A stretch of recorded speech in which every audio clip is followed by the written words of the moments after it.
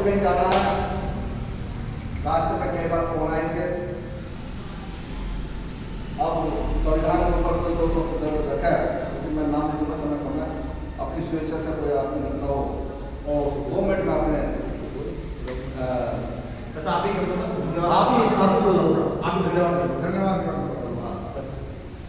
साथियों, आज हम जिस उपलक्ष्य में निकले हैं, ये प्रभात फेरी हमारी निकली है,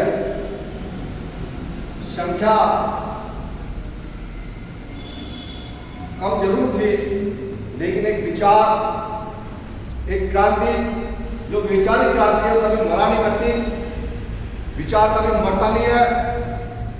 जो व्यक्ति विचारों को लेकर के चलता है, उसके साथ भीड़ हो ना हो, लेकिन एक दिन ऐसा जरूर आता है कि उसके साथ 1 से सैकड़ों, सैकड़ों से हजार और हजार से लाखों की संख्या में उसके पीछे लोग खड़े दिखाई देते हैं।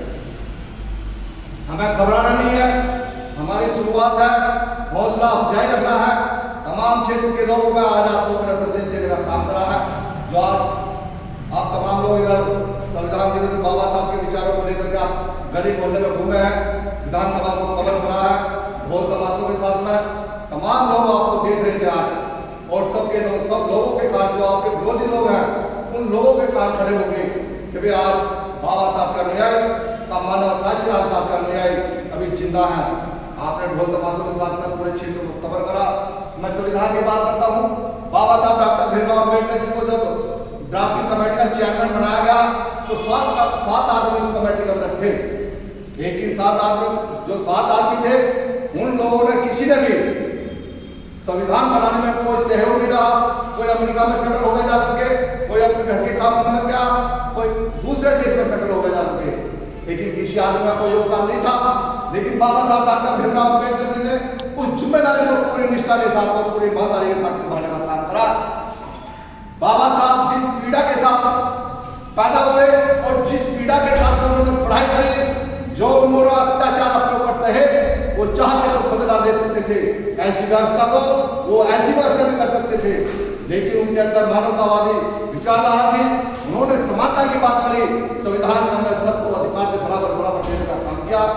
और जब संविधान इन्होंने लिखा, संविधान 2 साल 11 महीने 18 दिन में लिख करके तैयार किया गया, और 26 नवंबर 1949 को 26 नवंबर 1949 को जो भारत के प्रथम राष्ट्रपति थे डॉक्टर राजेंद्र प्रसाद जी, पंडित जवाहरलाल नेहरू प्रधानमंत्री थे, सरदार वल्लभ भाई पटेल गृह मंत्री थे, उनके हाथों में उस संविधान को सौंप दिया गया। उन्होंने संविधान को सौंपते समय बाबा साहब ने कहा था, बाबा साहब बड़े खुश थे, और जब बाबा साहब बड़े खुश थे, सरदार पटेल ने पूछा, भाई डॉक्टर साहब आज बड़े खुश हो, आप क्या कारण है, आप बड़े मुस्कुरा रहे हो? तो बाबा साहब ने कहा कि मैंने आज इस देश की जो रानी थी, जो राजा इस देश के अंदर पेट से पैदा होता था, मैंने उन रानियों का पेट का ऑपरेशन कर दिया है।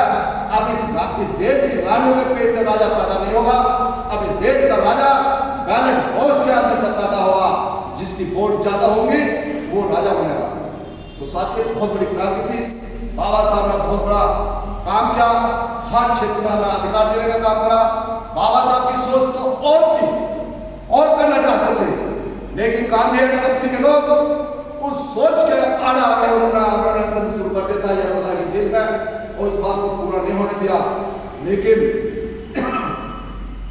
बाबा साहब बिल्कुल नहीं चाहते थे आरक्षण लेना। बाबा साहब आरक्षण के खिलाफ थे। आरक्षण की जो उपज पैदा हुई, आरक्षण की जो पैदाइश पैदा हुई, वो गांधी की देन है। उन्होंने कहा कि भाई मैं सेपरेट सेटलमेंट और सेपरेट इलेक्टोरेट आपको अधिकार नहीं देने दूंगा। अगर आपको सेपरेट सेटलमेंट और सेपरेट इलेक्टोरेट का अधिकार मिलता है तो मैं ऐसे देश में जिंदा रहना नहीं चाहूंगा। इस देश के तमाम लोग, मनवादी लोग इकट्ठा हुए बाबा साहब को धमकी आने लगे।